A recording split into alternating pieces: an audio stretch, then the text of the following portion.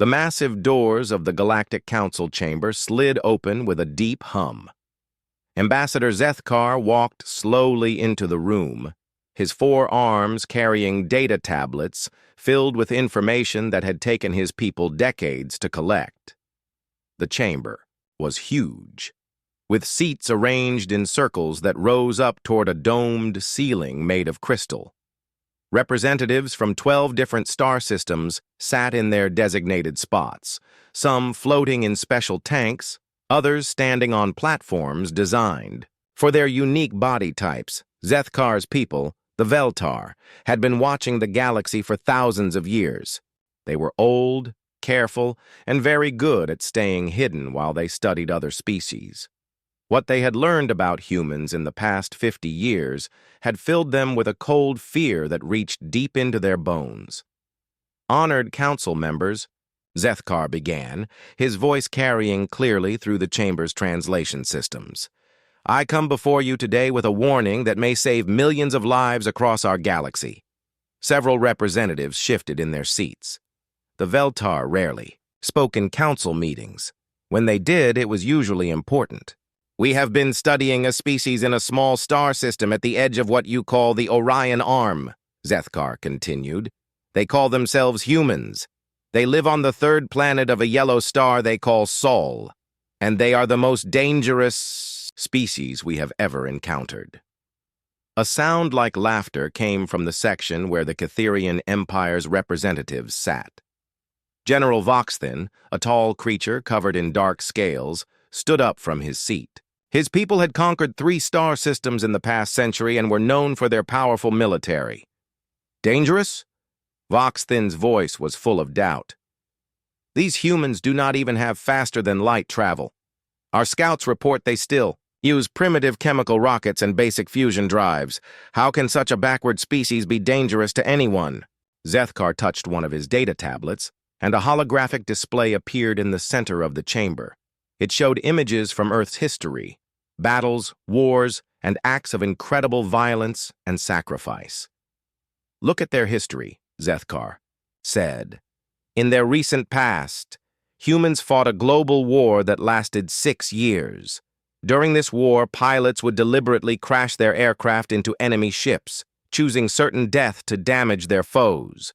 Soldiers would fight to the last person, rather than surrender, even when defeat was certain. The hologram showed more images. Humans charging into machine gun fire, civilians taking up weapons against invading armies, cities being defended house by house, even as they burned around the defenders. This is nothing unusual, said Counselor Twiak from the Harmony Collective. Her people were known for their logical thinking and peaceful ways. Many species fight wars. Many species show bravery in battle. But not like this, Zethkar replied. He changed the holographic display to show more recent events. Watch this footage from one of their space missions. A mechanical failure occurred that should have killed the entire crew. Instead of accepting death, they spent 4 days building repair tools from random objects they found on their ship. They used duct tape, plastic bags, and spare clothing to create a device that saved their lives. The chamber grew quieter as the representatives watched. Humans working frantically in the cold darkness of space, refusing to give up even when their situation seemed hopeless. They do not accept defeat, Zethkar continued. Ever. We have studied their wars, their disasters, their failures. When other species would surrender or retreat, humans become more dangerous. When they should give up, they find ways to fight harder. They have a saying, the only easy day was yesterday.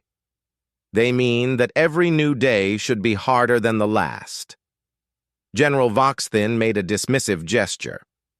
You speak of ancient history and small-scale rescues. What does this matter? Their weapons are primitive. Their ships are slow. Their technology is centuries behind ours.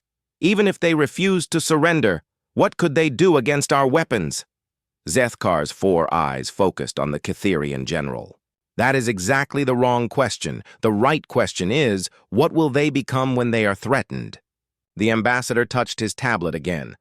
New images appeared, humans working together during disasters, entire populations mobilizing to help strangers, and nations that had been enemies for centuries suddenly cooperating when faced with a common threat. "Look at this," Zethkar said.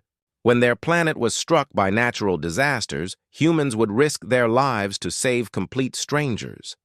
When one part of their world was attacked, humans from the other side of the planet would travel thousands of miles to help defend it. They have something we do not understand. They see all humans as their family. Primitive tribal behavior, Counselor Twiak observed. Most species grow out of such thinking as they develop space travel. No, Zethkar said firmly. You misunderstand. They do not see their own tribe as family. They see their entire species as family.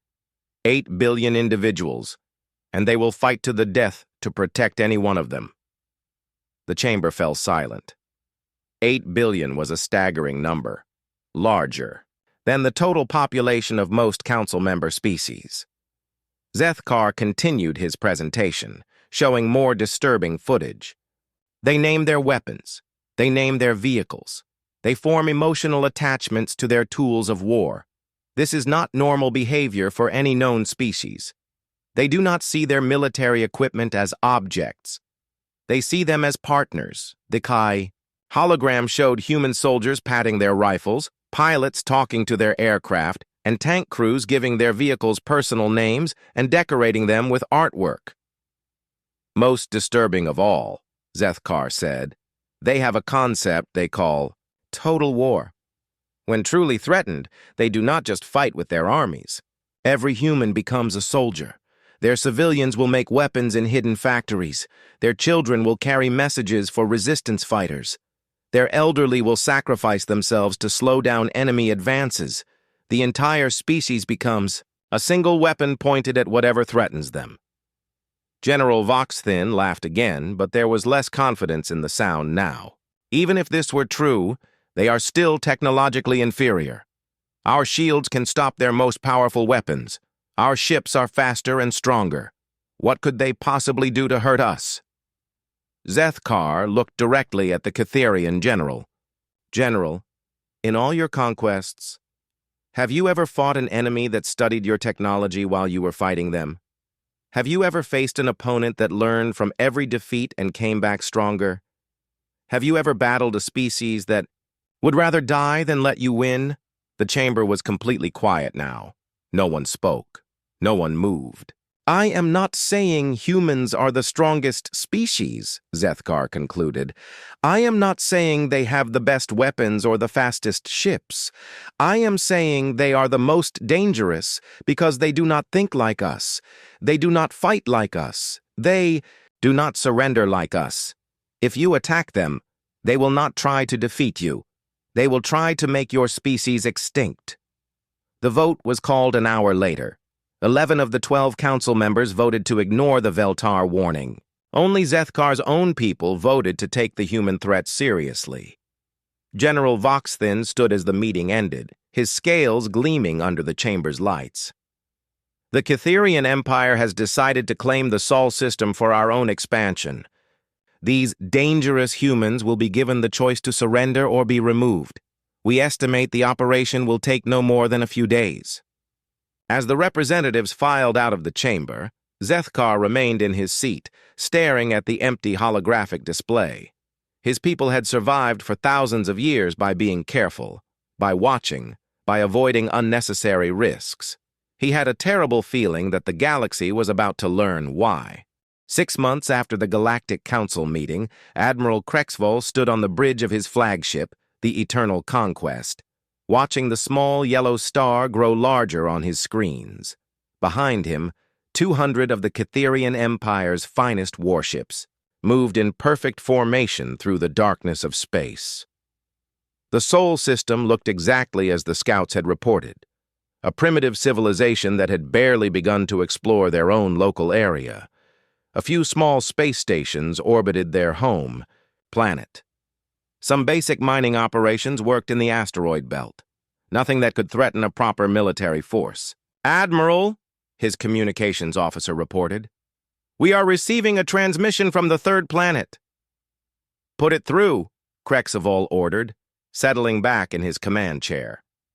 This would be the usual pattern. First, the primitives would try to communicate, then they would beg, then they would surrender. It had worked this way with every other species the Empire had conquered.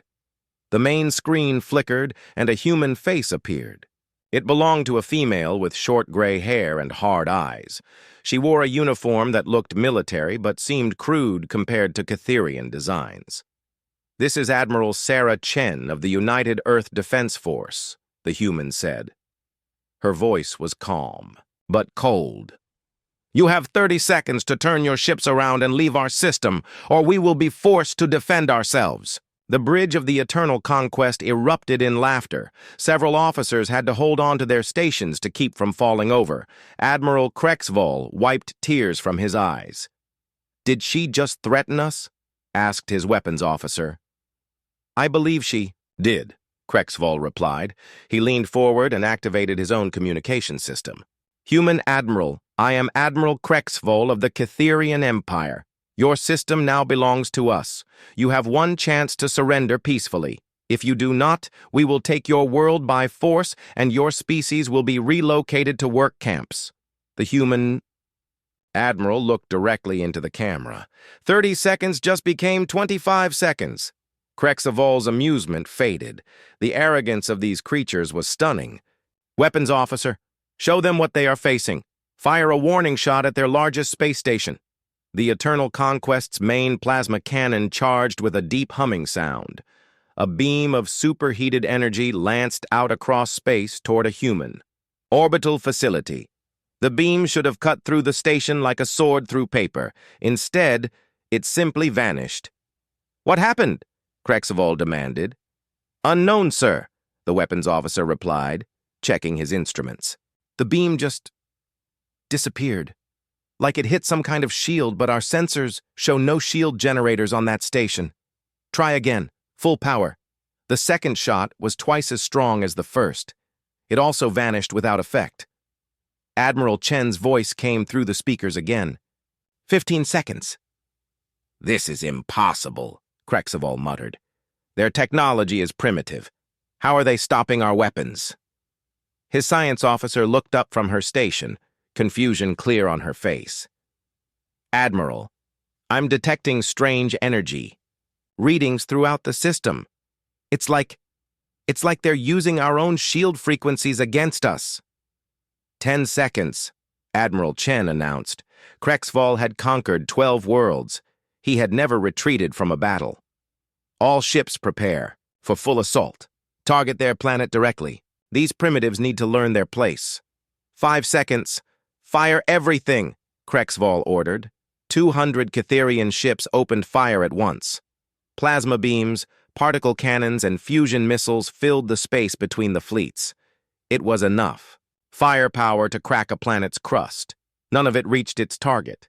Instead, the space around the Catherian fleet suddenly filled with explosions. Not outside their ships, but inside their shields. Somehow, human weapons were appearing inside the Catherian defense systems and detonating. "Shield breach on Deck 7, came a report from engineering. "Hull breach on Deck 12. Sir, they're getting through our shields somehow." Krexavol watched in horror, as 3 of his escort ships simply vanished in balls of nuclear fire. Their shields were supposed to be impenetrable. How were human weapons getting through them? "Sir," his sensor officer called out, "I'm detecting new contacts throughout the system. They were hidden somehow. Our scans didn't pick them up before." The tactical display lit up with new signals. Hidden bases in the asteroid belt were revealing themselves and opening fire. Space stations that had looked like simple mining platforms were launching waves of missiles. And coming from behind the human planet's moon was a fleet of ships that definitely had not been there moments before. "How many ships do they have?" Krexvol demanded. "Counting the new contacts." "Approximately 800 vessels, sir." 800. The humans had been hiding 800 ships, but more than that, they had been hiding them so well that Catherian sensors, the most advanced in the galaxy, had not detected them. The battle became a nightmare. Human ships were smaller than Cytherian vessels and appeared to be less heavily armed, but they moved with a precision that defied explanation. They worked together like parts of a single organism, covering each other's attacks and coordinating their movements perfectly. Worse, they seemed to have no sense of self-preservation. When a human ship's weapons were destroyed, it would ram the nearest Cytherian vessel. When a human ship was crippled and about to be destroyed, its crew would deliberately overload their reactor to damage nearby enemies. "Admiral!" His communications officer called out. "We're receiving a transmission from Captain Yilseth's ship." Captain Yilseth appeared on screen, his usually perfect uniform torn and bloody. Behind him, smoke filled his bridge. "Admiral, they're boarding us. The humans are actually boarding our ships." "That's impossible," Krexval replied. "Our airlocks are sealed. Our hull armor is impenetrable." "They're not using the airlocks, sir. They're cutting through our hull with some kind of plasma torch. And, Admiral, they're not trying to capture the ship. They're placing explosives throughout the vessel." The transmission cut off as Captain Yilseth's ship exploded. Krexval stared at the screen in disbelief. The humans were not trying to capture Cytherian ships to study their technology. They were not interested in taking prisoners. They were simply trying to destroy everything they could reach. "Sir," his tactical officer reported, "we've lost 47 ships. The humans have lost approximately 200, but they keep fighting. 200 ships lost, and they kept fighting.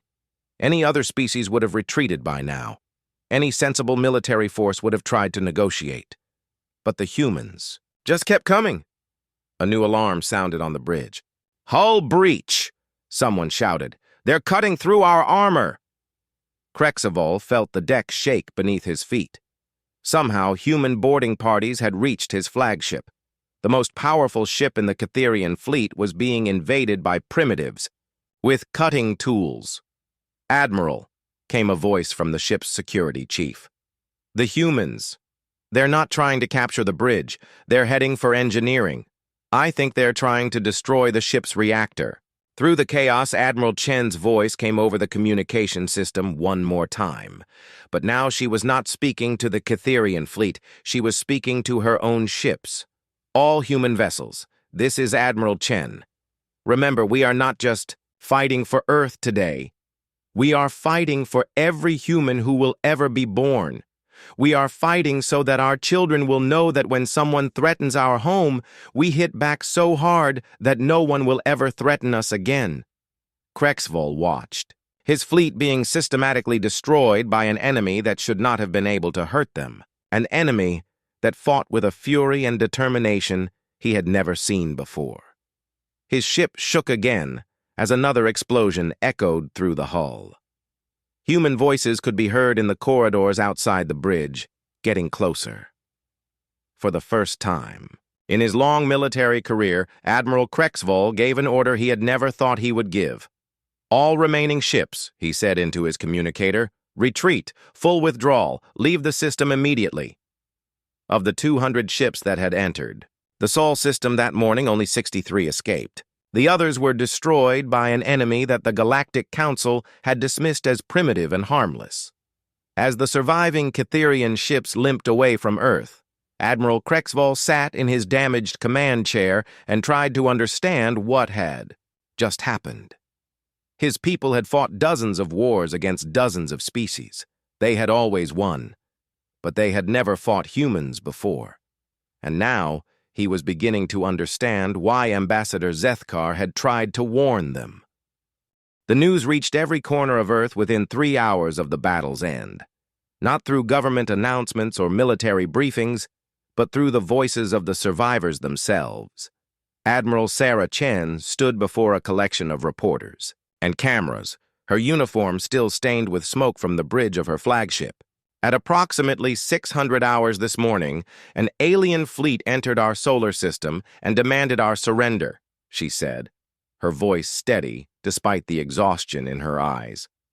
"They told us we had one chance to give up peacefully, or they would take our world by force and send our people to work camps." The reporters stirred, But Chen continued without pause. We gave them our answer. Of the 200 enemy ships that attacked us, 63 managed to escape. The rest were destroyed. We lost 212 ships and over 3,000 brave souls who died defending their home. She paused, looking directly into the cameras. But this is not over.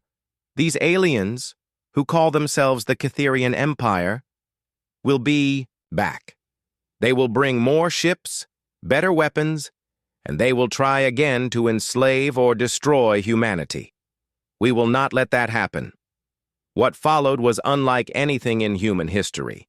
Not since the darkest days of World War II had the entire species united with such single-minded purpose. But even that comparison fell short because this time there were no human enemies to divide their attention. In Moscow, President Volkov called an emergency session of the Russian parliament. Comrades, he announced, as of today, every military, secret, every advanced technology, every scientific breakthrough that Russia possesses will be shared freely with all nations of Earth. The defense of humanity is more important than national pride. In Beijing, similar announcements were being made. Chinese scientists began uploading their most classified research to public databases. Military engineers shared plans for weapons systems that had been state secrets for decades.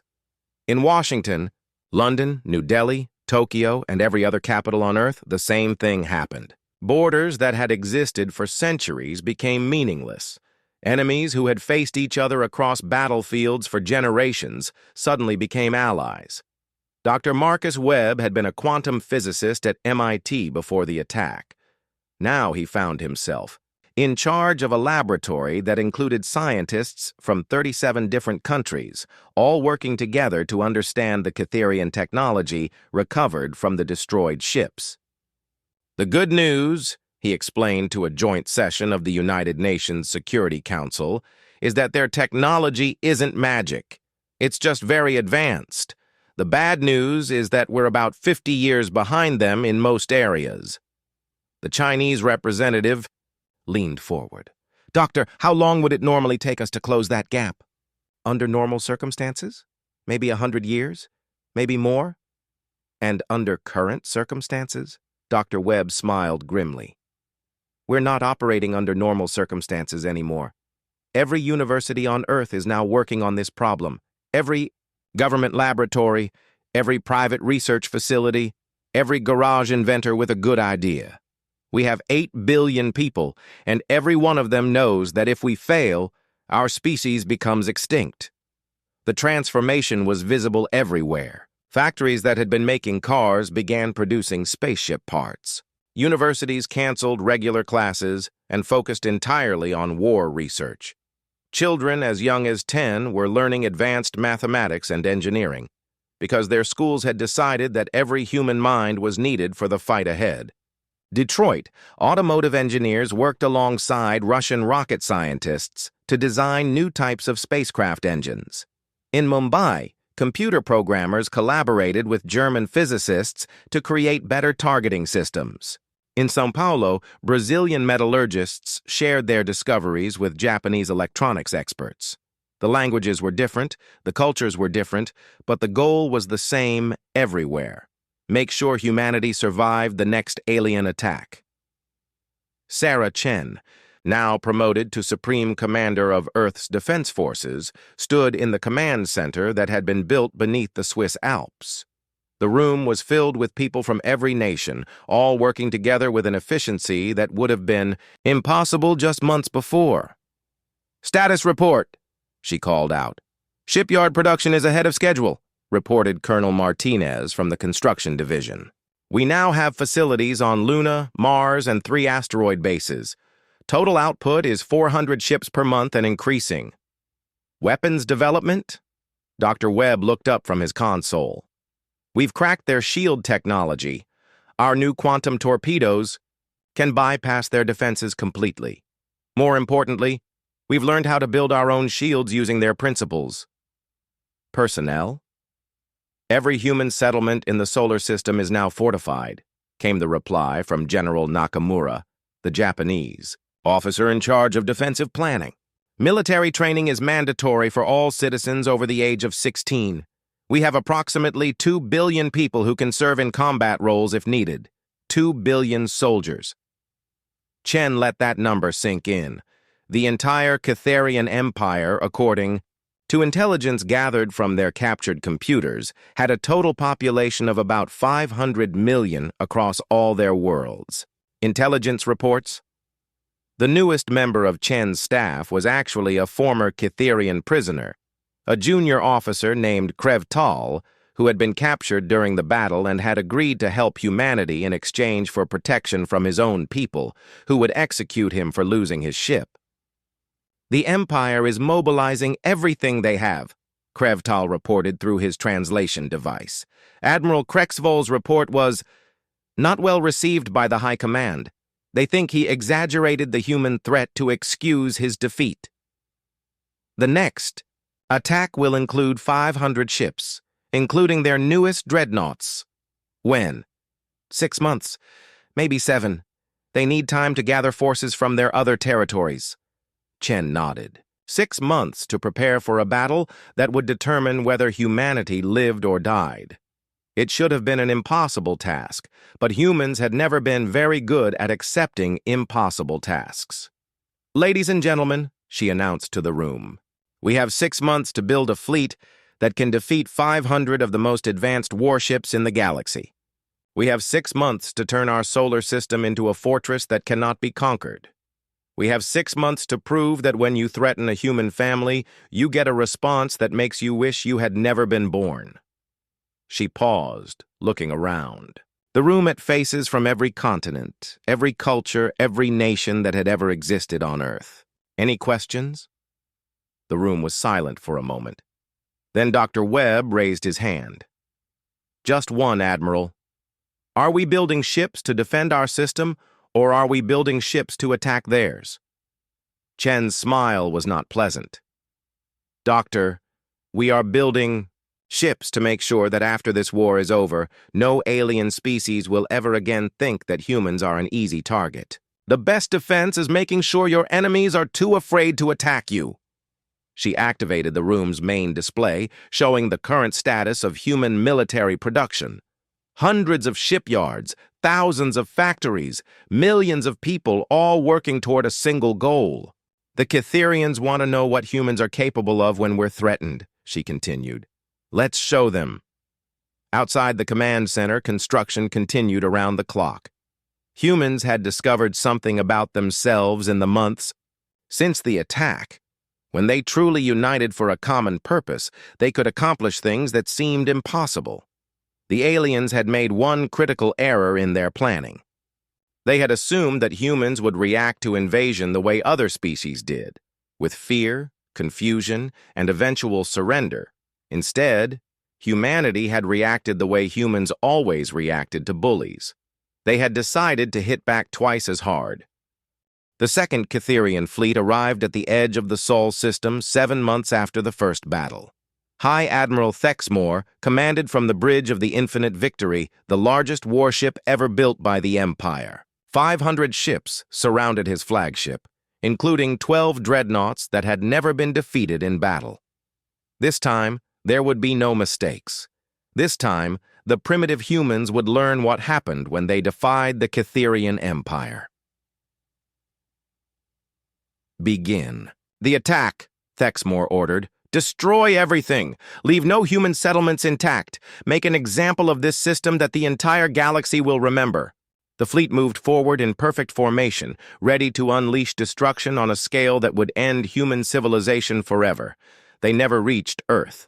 The attack came from everywhere at once, not from human ships, but from the system itself. Asteroids that had looked empty suddenly opened fire with weapons that shouldn't have existed. Comets changed course and revealed themselves to be massive battle stations. Even the space around Jupiter erupted with hidden defensive platforms that had been waiting in silence. "Where did all these weapons come from?" Thexmore demanded, watching his tactical display fill with hostile contacts. His intelligence officer checked his screens frantically. "Sir, according to our scouts, most of these positions were empty space 6 months ago.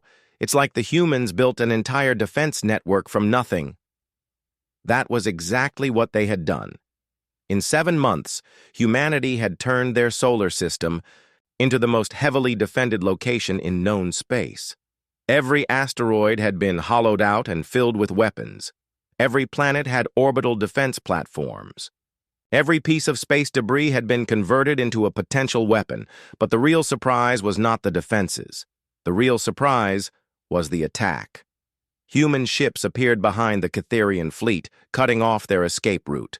Not dozens of ships, not hundreds, but thousands.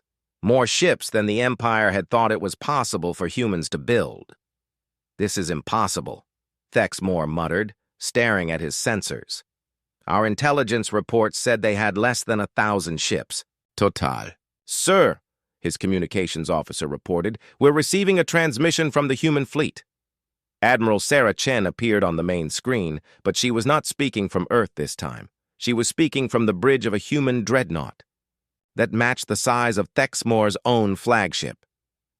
"Admiral Thexmore," she said calmly. "My name is Sarah Chen. 7 months ago, your people attacked our home and murdered 3,000 of our citizens. You demanded our surrender and threatened to send us to work camps. We declined your offer." Thexmore tried to respond, but Chen continued without giving him a chance to speak. "Now you've come back with more ships, thinking that will make a difference. You still don't understand what you're dealing with. Humans don't just defend, Admiral. When someone hurts our family, we make sure they can never hurt anyone ever again." The battle that followed was nothing like the first engagement. This time, the humans didn't just fight to protect their home. They fought to destroy their enemies completely. Human ships moved with coordination that seemed impossible.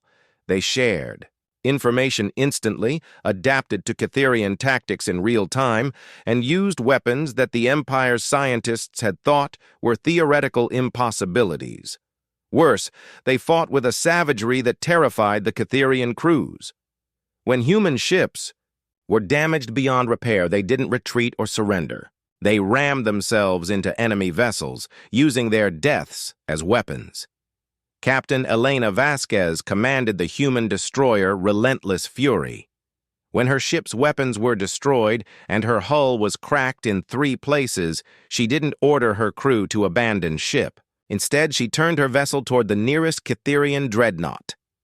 "All hands, this is the captain," she announced over the ship's intercom. "We're going to ram that big ugly ship over there. Anyone who wants to live through this, get to the escape pods now. Anyone who wants to make sure these bastards remember us, stay at your stations." Half her crew made it to the escape pods. The other half stayed at their posts, helping guide their dying ship toward its target. The Relentless Fury struck the Catherian dreadnought Eternal Dominion at full speed, punching through its shields and armor like a bullet through paper. The explosion could be seen from Earth, but that was not the end of Captain Vasquez's contribution to the battle. Her ship's computer core had been programmed with something the Catherians had never encountered before, a virus designed specifically to attack their ship's operating systems. Within minutes, 12 more Catherian ships found their computers failing, their weapons shutting down, and their life support systems beginning to malfunction. The humans had turned their own sacrifice into a weapon that kept killing long after the explosion had faded. High Admiral Thexmore watched his fleet being systematically destroyed by an enemy that fought like nothing he had ever seen. The humans didn't just want to win the battle. They wanted to make sure that every Catherian who survived would spend the rest of their lives afraid of humanity. "Sir," his sensor officer called out, "I'm detecting new contacts entering the system." More human ships were arriving, but these were different. They were larger, heavily armed, and they moved with the purpose of a species that had decided war was the only solution to their problem. "Those aren't defensive ships," Thexmore realized with growing horror. "Those are invasion vessels." Admiral Chen's voice came through the communication system again, but this time she was not speaking to the Catherian fleet. She was speaking to the new arrivals. "Task Force Retribution, this is Admiral Chen. The enemy fleet is broken and retreating. You are authorized to proceed to Phase 2 of Operation Never Again. Thexmore felt ice form in his veins. Phase 2? What is Phase 2? He got his answer when the human invasion fleet ignored his retreating ships completely and began setting course for the edge of the solar system. They were not staying to defend Earth. They were leaving to attack something else. They were heading for Cytherian space. Admiral, his communications officer said quietly, we're receiving priority transmissions from the home world. The humans. They're already attacking our outer colonies. The tactical display showed the impossible truth. While the Cytherian Empire had been gathering its forces to attack Earth, human fleets had somehow traveled across hundreds of light years and begun attacking Cytherian worlds.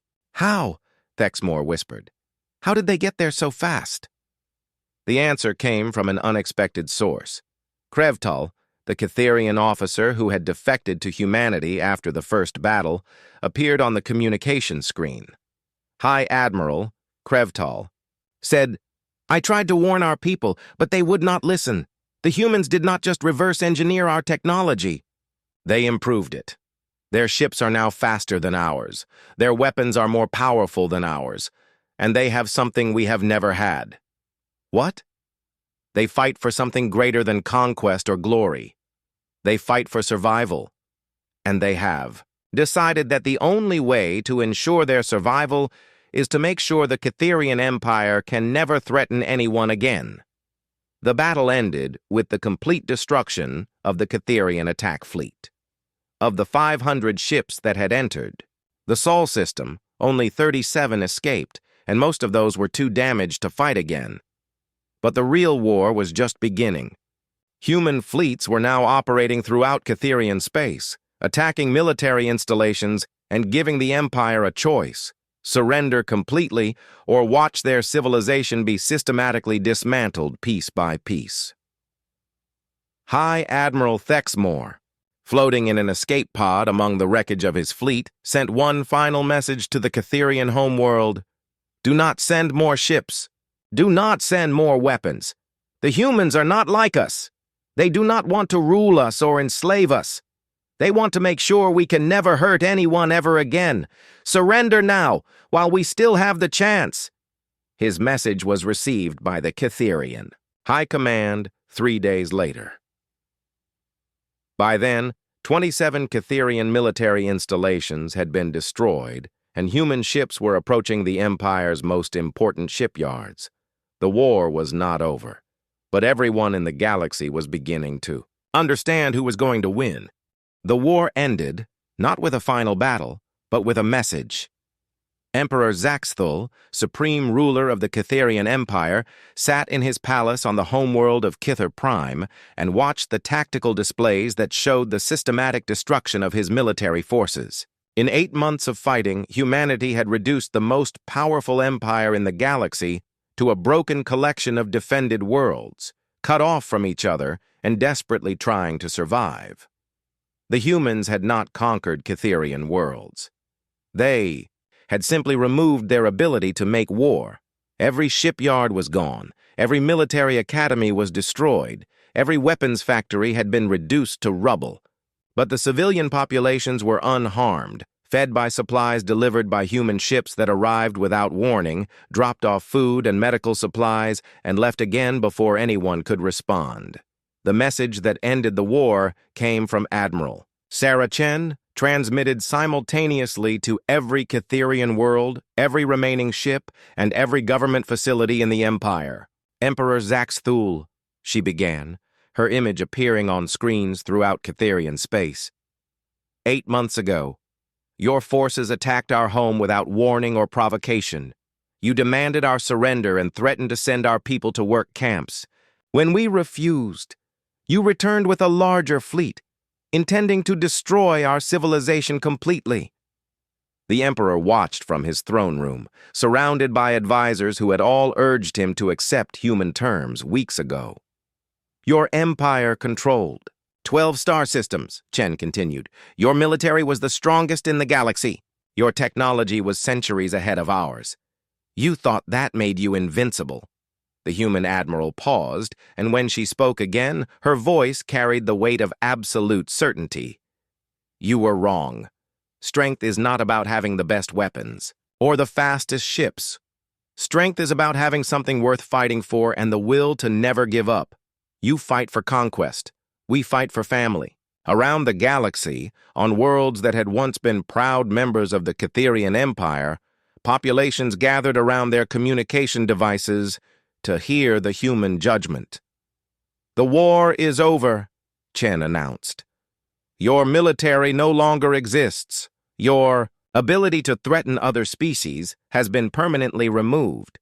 But we are not conquerors, and we are not executioners. You will live, and your worlds will prosper. But you will never again pose a threat to peaceful species. The Emperor leaned forward in his throne. What came next would determine the fate of his people. However, Chen continued, 3 other species chose to ally with your empire during this war.